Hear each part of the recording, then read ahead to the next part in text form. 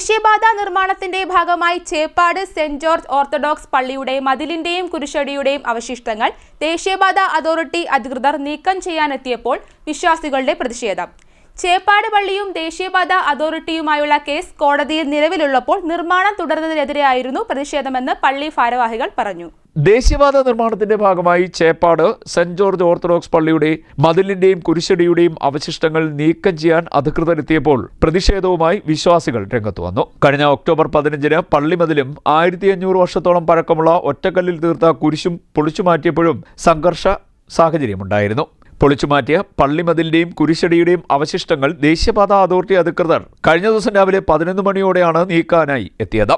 പള്ളിയുടെ PMD UP സ്കൂളിന്റെ പഴയ കെട്ടിടത്തിന്റെ അവശേഷിക്കുന്ന ഭാഗം 4 മണ്ണുമാന്തി യന്ത്രം ഉപയോഗിച്ച് പൊളിച്ചുമാറ്റാനുള്ള ശ്രമമായിരുന്നു തുടങ്ങിയത്. സഹവികാരി ഫാദർ ലിനു തോമസിന്റെയും ട്രസ്റ്റി ചാണ്ടി കോശിയുടെയും സെക്രട്ടറി S ഗീവർഗീസിന്റെ നേതൃത്വത്തിലാണ് പ്രതിഷേധമുണ്ടായത്.